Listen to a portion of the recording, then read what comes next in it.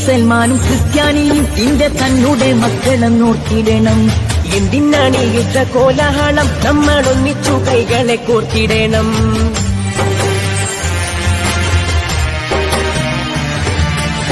മുസൽമാനും ക്രിസ്ത്യാനിയും നിന്റെ തന്നെ മക്കളെന്നോർത്തിടണം. എന്തിനാണ് ഈ യുദ്ധ കോലാഹലം? നമ്മളൊന്നിച്ചു കൈകളെ കോർത്തിടണം.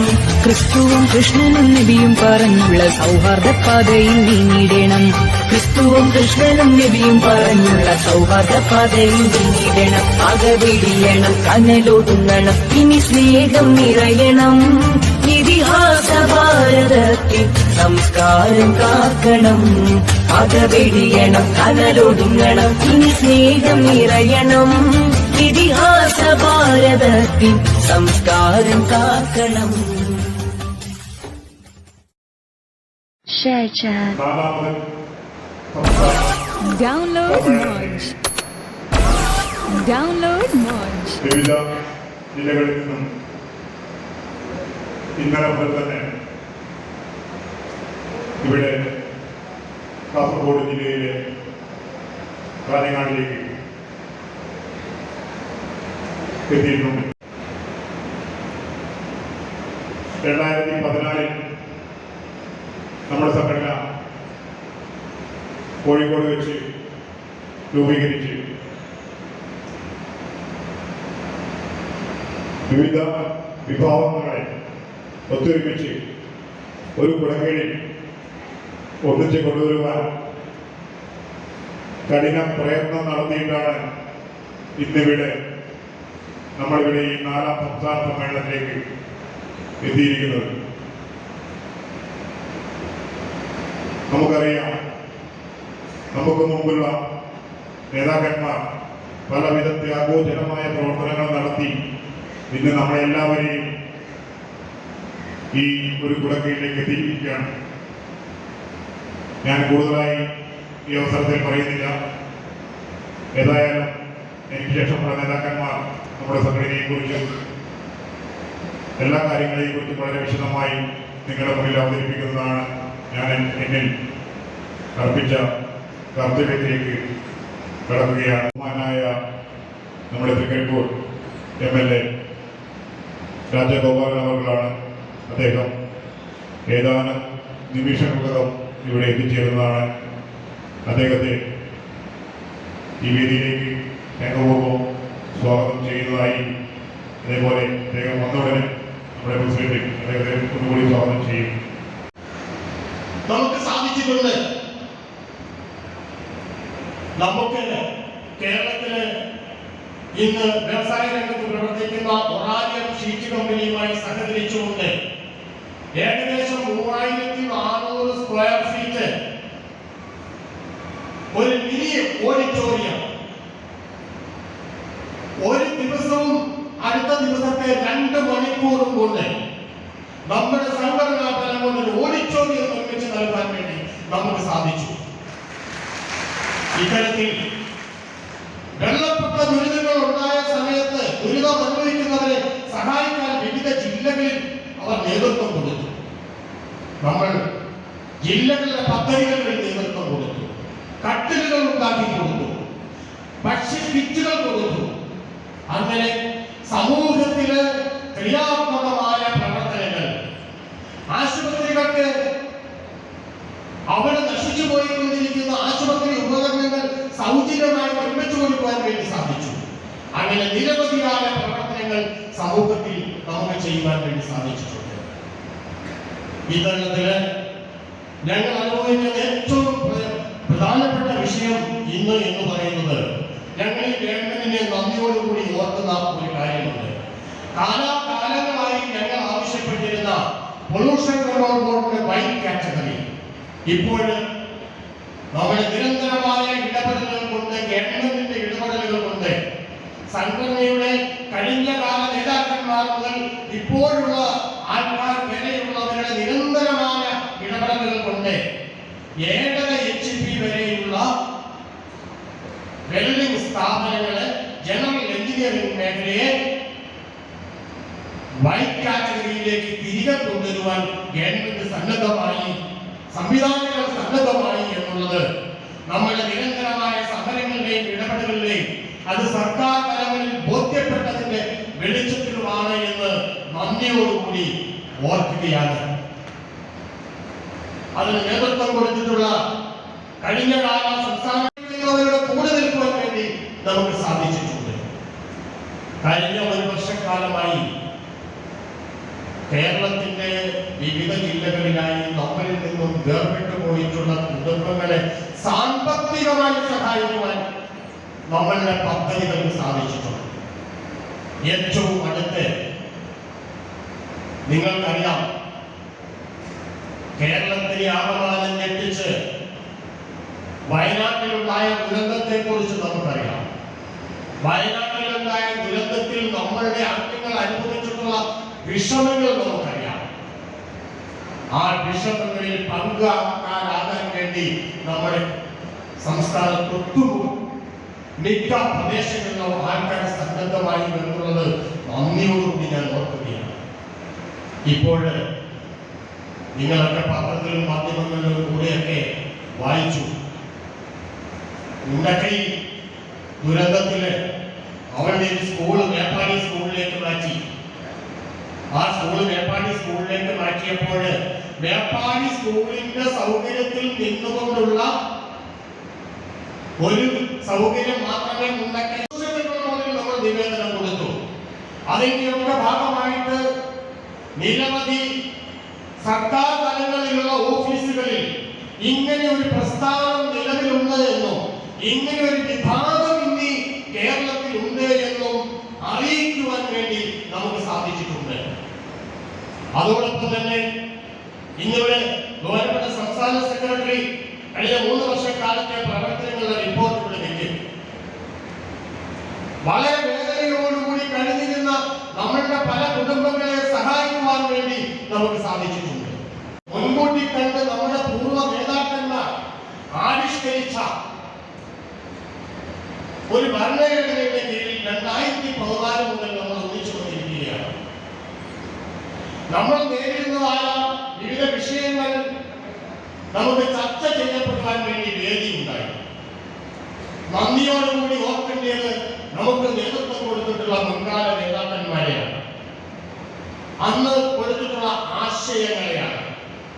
കാലത്തിനനുസൃതമായി പുതിയ കമ്മിറ്റികൾ വരികയും കാലത്തിനനുസൃതമായി മാറ്റങ്ങൾ ഉണ്ടാവുകയും ചെറുകിട വെല്ലിംഗ് സ്ഥാപനങ്ങളെ അന്തസ്സോടുകൂടി സമൂഹത്തിൽ ജീവിക്കാനുള്ള താനൊരു വ്യവസായിയാണ് എന്നതിലേക്ക് വരേണ്ടത് നഷ്ടമാക്കിക്കൊണ്ട് ഞങ്ങൾ സ്വയം തൊഴിൽ കണ്ടെത്തുന്നതിനോടൊപ്പം ഞങ്ങൾ പ്രവർത്തിക്കുമ്പോൾ ഇതൊന്നുമില്ലാതെ ഒരു കൂട്ടര് ഈ സമൂഹത്തിൽ പ്രവർത്തിക്കുന്നുണ്ട്.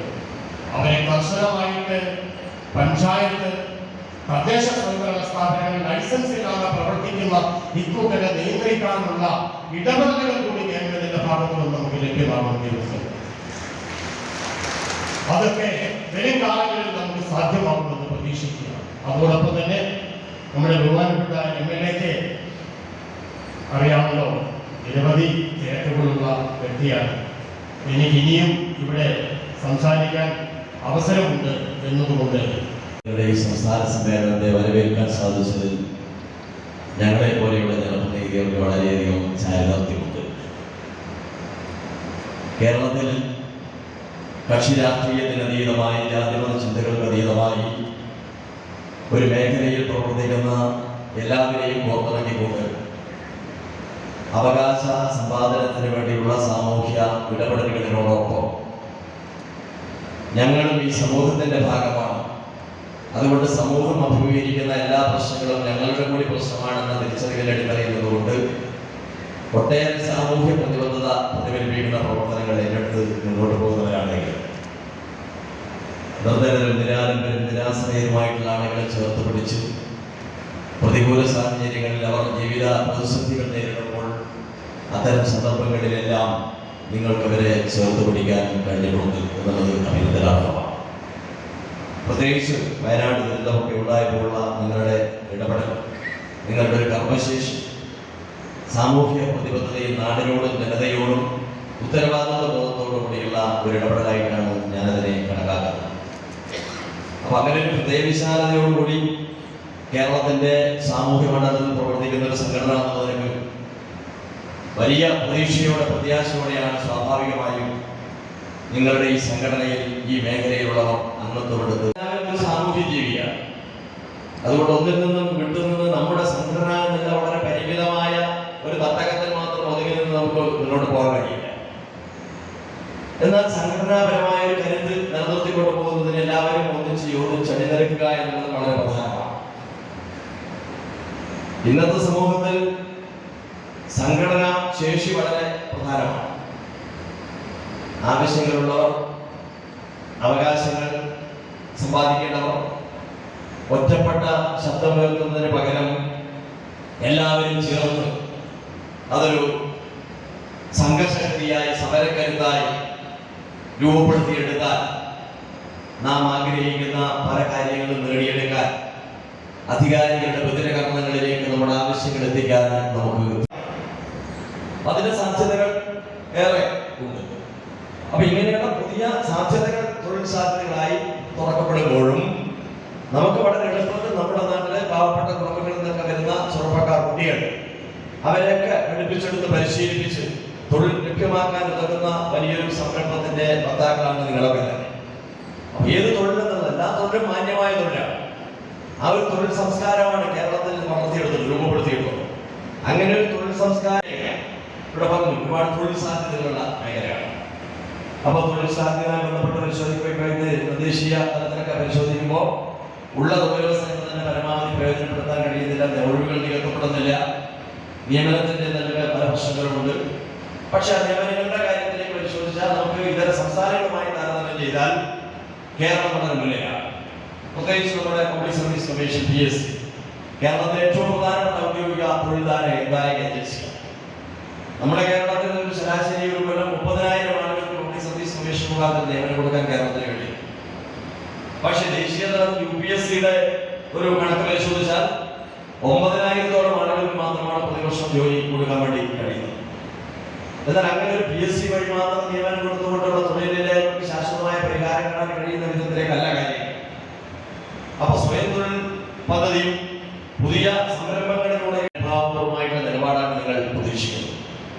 അതോടൊപ്പം ഇവിടെ അധ്യക്ഷ ഭാഷണത്തിൽ പ്രിയപ്പെട്ട പ്രസിഡന്റ് ചില കാര്യങ്ങൾ സൂചിപ്പിക്കുകയുണ്ടായി. അടിയന്തരമായി ഇടപെടേണ്ടതായി തോന്നുന്ന ഒരു കാര്യത്തെ കുറിച്ചാണ് അദ്ദേഹം ഇവിടെ പരാമർശിച്ചത്. അതിന്റെ പരിമിതികളും സാധ്യതകളും ഒക്കെ നമ്മൾ ചർച്ച ചെയ്താൽ മാത്രമേ ബോധ്യപ്പെടുകയുള്ളൂ. എന്നിരുന്നാലും ലൈസൻസ് ഒക്കെ എടുത്ത് നിയമത്തിന് വിധേയമായി അംഗീകൃതമായി പ്രവർത്തിച്ചു കൊണ്ടിരിക്കുന്നവർക്ക് ദോഷം വരുന്ന രൂപത്തിലേക്കുള്ള ചില പ്രവണതകൾ വരുന്നുണ്ടെങ്കിൽ അതിനെങ്ങനെയാണ് സർക്കാർ നോക്കിക്കാണുക, എങ്ങനെയാണ് അത് പരിഹരിച്ച് മുന്നോട്ട് പോകാൻ കഴിയുക എന്നുള്ള ചർച്ച നടത്തുന്നതിന് ആധാരമായ ഇടപെടലുകൾ ഒരു MLA എന്ന നിലയിൽ എന്റെ ഭാഗത്ത് നിന്ന് നിങ്ങൾക്ക് തീർച്ചയായും പ്രതീക്ഷിക്കാവും. അപ്പൊ അതിന് പ്രവർത്തനം എന്നത് ഭാരവാഹികളെ കൃത്യമായിട്ട് വിവരങ്ങൾ കൈമാറിയാൽ നമുക്ക് അത്തരമൊരു ചർച്ചയും നടത്താൻ അവസരം ഉണ്ടാകുന്നതാണ്. സംഘടന എന്നുള്ളതിനൊക്കെ നമ്മൾ പരിശോധിക്കുമ്പോൾ ഈ മേഖല നമ്മുടെ ഏത് മേഖലയായാലും ഏത് തൊഴിൽ മേഖലയായാലും കാലം മാറിക്കൊണ്ടിരിക്കുകയാണ്. നമ്മുടെ അഭിരുചി, നമ്മുടെ സ്വഭാവം, നമ്മുടെ മനോഭാവം, നമ്മുടെ നിലപാടുകൾ ഇതെല്ലാം മാറിക്കൊണ്ടിരിക്കുകയാണ്. കാരണം ഇതൊരു നവീന ശാസ്ത്രീയ യുഗമാണ്. ശാസ്ത്ര സാങ്കേതിക വൈജ്ഞാനിക മേഖലയിൽ വിസ്മയകരമായ മുന്നേറ്റം കൈവരിച്ചുകൊണ്ട് ലോകം മുന്നോട്ട് കുതിക്കുകയാണ്. അപ്പം സ്വാഭാവികമായും എല്ലാ മേഖലകളിലും ശാസ്ത്ര സാങ്കേതിക വിദ്യകളെ, നൂതനമായ സാങ്കേതിക വിദ്യകളൊക്കെ പ്രയോജനപ്പെടുത്തി കാലത്തോടൊപ്പമല്ല ഒരുപടി മുന്നിൽ തന്നെ സഞ്ചരിക്കാനുള്ള വ്യഗ്രതയിലാണ് സമൂഹം. അപ്പൊ അതിനനുസൃതമായി പുതിയ കാലത്തെ പുതിയ തലമുറയെ അഡ്രസ് ചെയ്യണമെങ്കിൽ വളരെ കൃത്യമായ ഗൃഹപാഠം ചെയ്ത് സമഗ്രമായ പഠനം നടത്തി, നിരീക്ഷണം നടത്തി, കൃത്യമായ കാര്യങ്ങൾ അപഗ്രഥിച്ച് പഠിച്ച് പരിശോധിച്ച് ഇടപെടലുകൾക്കുള്ള ഇന്ധനം കരുതേണ്ടതുണ്ട്. പക്ഷെ ന്യായമായ പ്രശ്നം സംസ്ഥാന ഗവൺമെന്റിന്റെ ആയാലും കേന്ദ്ര ഗവൺമെന്റിന്റെ ആയാലും മറ്റധികൃതരുടെ എല്ലാം ശ്രദ്ധയിൽപ്പെടുത്തുന്നതിന്, അസരോചിതമായി ഇടപെട്ട് ശ്രദ്ധയിൽപ്പെടുത്തുന്നതിന് ഒരു സംഘടനയ്ക്കേറെ പ്രവർത്തിക്കുന്നതിന് കഴിയും. അപ്പൊ അങ്ങനെയുള്ള ഒരു പ്രാരംഭ ഇടപെടലുകൾ നടത്താൻ നിങ്ങൾക്ക് കഴിഞ്ഞു എന്നുള്ളതാണ് നിങ്ങളുടെ പ്രവർത്തന റിപ്പോർട്ട് ഒന്ന് മറിച്ചു നോക്കിയപ്പോൾ എനിക്ക് അനുഭവപ്പെട്ടിട്ടുള്ള കാര്യം. ഒരു ശ്രദ്ധയായി ബന്ധപ്പെട്ടില്ല കേരള സാക്ഷരതയും സാംസ്കാരിക പ്രമുഖതയും രാഷ്ട്രീയ പ്രമുഖതയും എല്ലാം. അതുകൊണ്ടാണ് ആ രീതിയിൽ കേരളീയ സമൂഹം നോക്കിക്കാണും. അത്തരം തൊഴിലവസരങ്ങൾ നന്നായി ലഭ്യമാക്കാൻ കഴിയും വിധത്തിലേക്കുള്ള അനന്തമായ സാധ്യതകളുള്ള ഒരു മേഖലയിൽ ജോലി ചെയ്യുന്നവരാണ്, അല്ലെങ്കിൽ ആ മേഖലയിലുള്ള ആളുകളാണ് നമ്മുടെ ഈ സംഘടനയുമായി ബന്ധപ്പെട്ട് പ്രവർത്തിക്കുന്നത്. അതുകൊണ്ട് തന്നെ ഇനിയും ഏറെ സാധ്യതകൾ നമ്മുടെ മുന്നിൽ ഉണ്ട് എന്നുള്ളതാണ് ഏറ്റവും പ്രധാനപ്പെട്ട കാര്യം. പാരിസ്ഥിതിക പ്രശ്നങ്ങളെല്ലാം പലപ്പോഴും വരുന്നവരാണ്. സർക്കാരിനെ സംബന്ധിച്ച് വളരെ കൃത്യമായ ഒരു കാഴ്ചപ്പാടുണ്ട്. ആ കാഴ്ചപ്പാട് എന്ന് പറയുന്നത് പരിസ്ഥിതി സംരക്ഷണത്തിൽ അധിഷ്ഠിതമായ ഒരു സമഗ്ര വികസന കാഴ്ചപ്പാടാണ്. പരിസ്ഥിതി സൗഹൃദ നിലപാട് സ്വീകരിച്ചുകൊണ്ടുള്ള ഒരു വികസന കാഴ്ചപ്പാടാണ്. വികസന കാഴ്ചപ്പാടിൽ തന്നെ കൃത്യമായ നിലപാട് കൂടി അത് സാമൂഹ്യ നീതിയിൽ അധിഷ്ഠിതമായ സമഗ്ര വികസന കാഴ്ചപ്പാടാണ്. അതുകൊണ്ടാണ് പറയുന്നത് കേരളത്തിന്റെ ഏത് മേഖലയിലും ഒരു വികസന പരിപ്രേക്ഷ്യത്തിലൂടെ ഒരു വികസന പ്രവർത്തനം നടക്കുമ്പോൾ, വികസന കാര്യങ്ങളിലേക്ക് പോകുമ്പോൾ ആ വികസനം ആസ്വദിക്കാൻ കേരളത്തിന്റെ ഓരോ വ്യക്തിക്കും കഴിയണമെന്നുള്ളതാണ് കാഴ്ചപ്പാട്. സാമൂഹ്യ നീതിയിൽ അധിഷ്ഠിതമായിട്ടുള്ള വികസന കാഴ്ചപ്പാടിന്റെ ഇടത്തിലും നമുക്ക് പെടുത്താൻ കഴിയും. അപ്പൊ ആ ഒരു കാഴ്ചപ്പാടിന്റെ അടിസ്ഥാനത്തിലാണ് കേരളം മുന്നോട്ട് പോകുന്നത്. അപ്പൊ ആ വികസന പുരോഗതിയിലേക്ക് നമ്മൾ കുതിക്കുക. അഹങ്കാരമല്ല, അഭിമാനമുണ്ട്. കാരണം ഇന്നലകളിൽ നിന്ന് വ്യത്യസ്തമായി നമ്മുടെ കേരളത്തിലേക്ക് പുതിയ വ്യവസായ സംരംഭങ്ങൾ വരാതിരിക്കാനുള്ള അടിസ്ഥാന കാരണങ്ങളിൽ ഒന്ന് കേരളത്തിലെ പശ്ചാത്തല സൗകര്യങ്ങളുടെ, അടിസ്ഥാന വികസന സൗകര്യങ്ങളുടെ അഭാവമായിരുന്നു. അതുപോലെ തന്നെ നമ്മുടെ കേരളത്തിൽ വരുന്ന റോഡുകളുടെ ഹൈടെക് സ്മാർട്ട് റോഡുകൾ വരികയാണ്. PMBC ചെയ്തു, PMNBC ചെയ്തു. ഇതൊന്നും ഉണ്ടായിരുന്നില്ലല്ലോ കേരളം. അപ്പൊ അങ്ങനെ ഒരു ഇടപെടലുകളിലേക്ക് നമ്മൾ പോയി തുടങ്ങി. അങ്ങനെ വരുമ്പോഴാണ് പോയ കാലങ്ങളിൽ സാധാരണ നാട്ടിൽ പോകുന്ന ഭാഷയിൽ പറയാൻ ചുമണിക്കൂടുകൾ സൃഷ്ടിച്ചിട്ടില്ലേ, മണപ്രവർത്തകർ വെള്ളത്തിൽ എത്തിച്ചാൽ ആരും വ്യവസായം തുടങ്ങാൻ വരുമോ കേരളത്തിൽ? അത് മാറി ഇന്ന് കേരളത്തിന്റെ പ്രത്യേകിച്ച് കൊച്ചിയിൽ, തിരുവനന്തപുരം കേന്ദ്രീകരിച്ചുകൊണ്ട് വ്യവസായ സംരംഭകരുടെ എല്ലാം തന്നെ വലിയ മേളകൾ നമ്മൾ സംഘടിപ്പിച്ചപ്പോ ഇന്ത്യക്കകത്തും പുറത്തുമുള്ള വ്യവസായികൾ സംരംഭകർ പരമാവധി തുടങ്ങി, അവരെ ആകർഷിക്കാൻ തുടങ്ങി. അവർ മൂലധനം നിക്ഷേപിക്കാനുള്ള സന്നദ്ധരാണ്. കാരണം അവർ മൂലധനം നിക്ഷേപിച്ചാൽ അതിനനുസൃതമായിട്ടുള്ള സാമൂഹിക പശ്ചാത്തലം, ഭൗതിക സാഹചര്യം കേരളത്തിൽ ഉറപ്പുവരുത്താൻ വർത്തമാനകാല കേരളത്തിൽ കഴിഞ്ഞു എന്നുള്ള ശുഭാപ്തി വിശ്വാസത്തിന്റെ അടിസ്ഥാനത്തിലാണ് ഇങ്ങനെ വേറെ മുന്നോട്ട് സഞ്ചരിക്കാൻ. കേരളത്തിന്റെ ഒരു പുരോഗതിയെ കുറിച്ച് നമ്മൾ ഇപ്പോ ഈ 2024-25 ഒരു വർഷമായിട്ട് ഒരു ഡെഡ്ലൈൻ നോക്കിയാണ്. മറിച്ച് 25 കൊല്ലത്തിന് അപ്പുറത്തുള്ള കേരളത്തെയാണ് നമ്മൾ കാണുന്നത്. അതാണ് നമ്മുടെ കേരളം.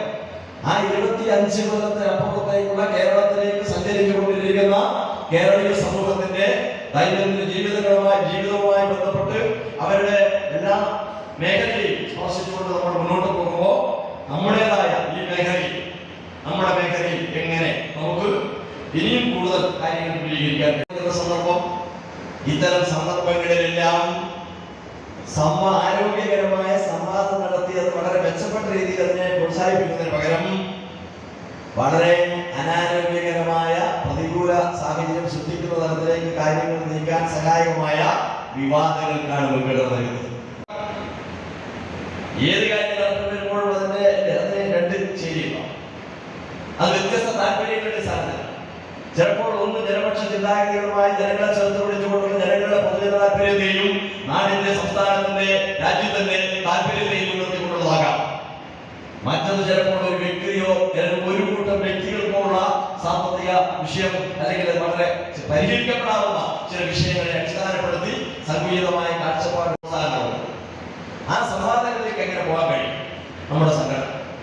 കാരണം ഇത്തരം പുതിയ മേഖല, നമുക്കുള്ള പരിമിതികൾ, സാധ്യതകൾ ഇതെല്ലാം വെച്ച് ആരോഗ്യകരമായ സംവാദത്തിലേക്ക് പോകാം. കാരണം ഇന്ന് കേരളത്തിന്റെ ഒരു വികസനം, അതുപോലെ തന്നെ തൊഴിൽ സാഹചര്യമായ തൊഴിൽ സാധ്യതകളായാലും എല്ലാവരും കൂടി ചേർന്ന് ഒന്നിച്ചു നിന്ന് മുന്നോട്ട് പോകുക എന്നുള്ളത് തന്നെയാണ്. കാഴ്ചപ്പാടുള്ള സർക്കാരില്ല.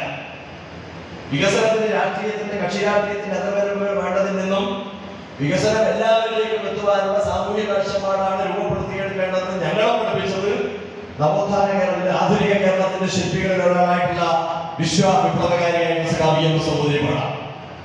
അങ്ങനെയാണ് അധികാര വികേന്ദ്രീകരണ പ്രസ്ഥാനം, വികേന്ദ്രീകരണ ആസൂത്രണവും എല്ലാം നടപ്പിലാക്കുന്ന ഘട്ടത്തിൽ അതിന് സമാനതകളുണ്ട്. ഇപ്പോ കേന്ദ്ര ഗവൺമെന്റ്, രാജീവ് ഗാന്ധിയുടെ കാലത്തായാലും കേന്ദ്ര ഗവൺമെന്റിന്റെ കാലത്തായാലും 73-74 ഭരണഘടനാ ഭേദഗതി പാർലമെന്റിലൊക്കെ ചർച്ച ചെയ്യപ്പെട്ട് അവതരിപ്പിക്കപ്പെട്ട നിയമങ്ങളാണ്.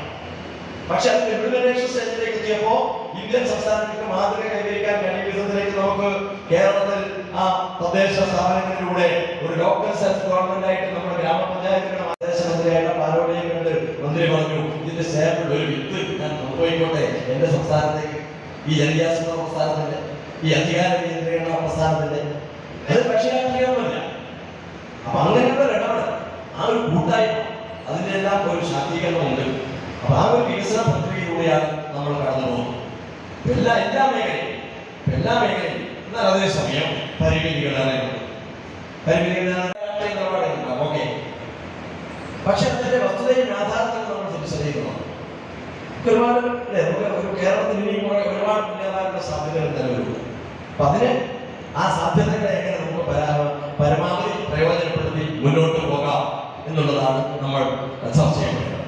അപ്പൊ അതുമായി ബന്ധപ്പെട്ട നിർമ്മാണ പ്രവർത്തനങ്ങളിൽ ഏറ്റവും സജീവമായ യുക്തമായ ഇടപെടലുകൾ നടത്തേണ്ടുന്ന ഒരു സന്ദർഭത്തിലാണ് നിങ്ങളുടെ ഈ സമ്മേളനം നടക്കുന്നത്.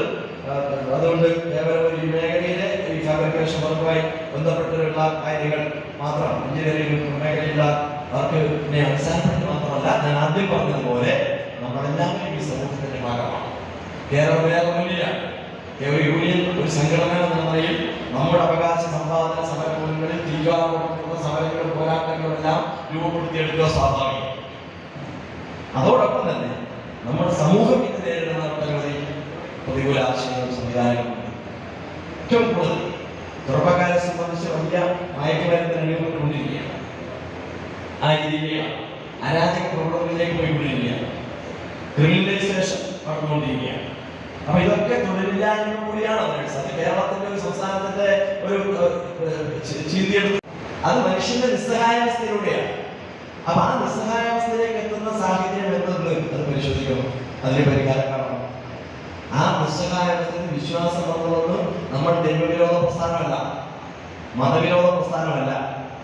പക്ഷേ ഇവിടെ വിശ്വാസം നിർബലച്ചരക്കാക്കാൻ കുറച്ച് ആളുകളുണ്ട്. അതുകൊണ്ട് വിശ്വാസത്തിന്റെ സ്ഥാനത്ത് അന്ധവിശ്വാസത്തിലേക്ക് പോവുകയാണ്. കേരളം ഒരു സാംസ്കാരിക പ്രബുദ്ധത കൈവരിച്ച നാടകം. ആ കേരളത്തിൽ നിന്ന് കേൾക്കേണ്ടുന്ന വാർത്തകളാണോ നമ്മൾ ശ്രദ്ധ കേൾക്കുന്നത്? അതുകൊണ്ട് കേരളമാകെ അങ്ങനെയാണെന്ന് അർത്ഥത്തില്ല. പക്ഷെ ഒറ്റപ്പെട്ട ചില വാർത്തകളായിരിക്കും.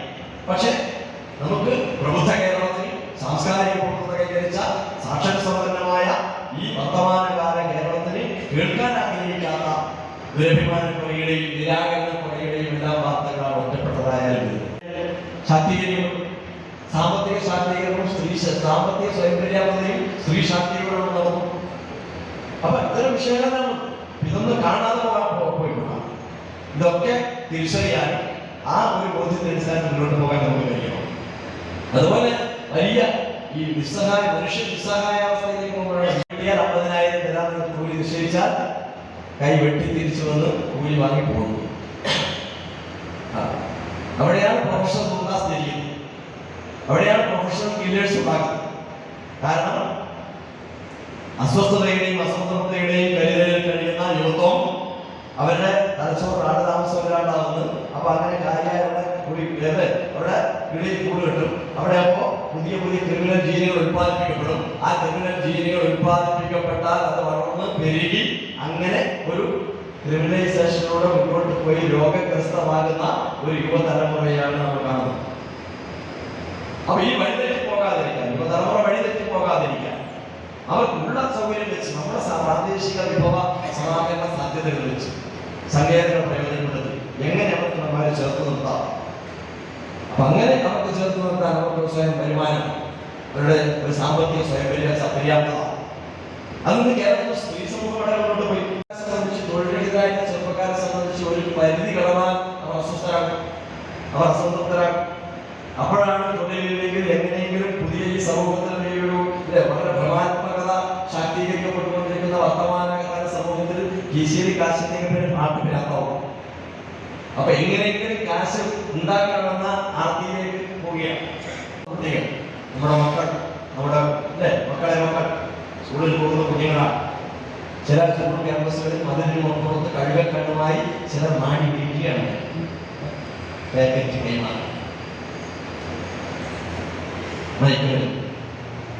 ഭാഷ ലിപി ഉള്ളതും ഇല്ലാത്തതുമായ ഔദ്യോഗികമായിട്ടുള്ള 7 ഭാഷ ഉപയോഗിക്കുന്ന ജില്ലയാണ് നമ്മുടെ കാസർഗോഡ് ജില്ല.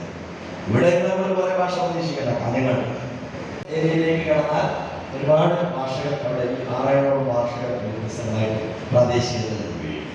അതുപോലെ തന്നെ ടൂറിസം മേഖല, ലോക ടൂറിസം പോകണത് ഇല്ലേ, ഇവിടെ പോയി കാണാനാണ് വിശ്വാസം. സാധാരണക്കാർക്ക് മനസ്സിലാവില്ല. അപ്പൊ നന്നായി ജനങ്ങൾ ചർച്ചപ്പെടുകയാണ്. വളരെ ശക്തമായ ഒരു സംഘടന പ്രവർത്തിക്കുന്നതും അതിന്റെ ഒരു സമ്മേളനമാണ് നടക്കുന്നത്. തീർച്ചയായും ഇവിടെ വന്നപ്പോൾ സുഹൃത്തിന് ജിയോ ഷെറാബോർഡ്, ശങ്കര ബിൽഡേഴ്സ്, അതേപോലെ തന്നെ മീനറ്റ്, Vishakha, Italia metal, Ayan metals അതുപോലെ രാംനാഥ് ട്രേഡേഴ്സ്, ശ്രീ നരസിംഹ ട്രേഡേഴ്സ്,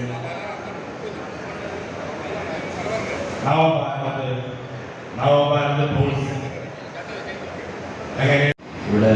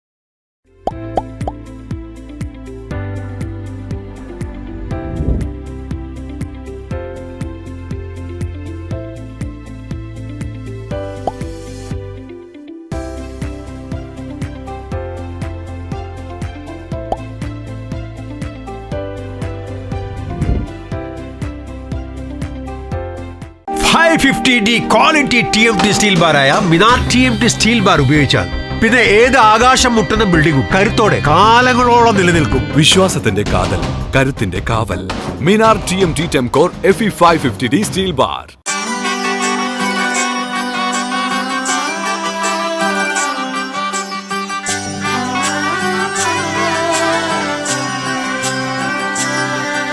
ഇവളണിയും പൊന്നല്ലേ, കനവുണരും ദിനമല്ലേ, മുഞ്ചത്തി പെണ്ണിൻ നിൻ മനം,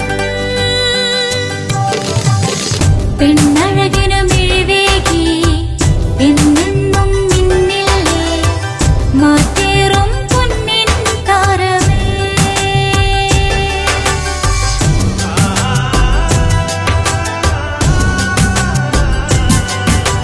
സിറ്റി ഗോൾഡിൻ സ്വർണ്ണനിലാവല്ലേ, City Gold, Gold and Diamonds, Kerala and Karnataka, the glow of purity.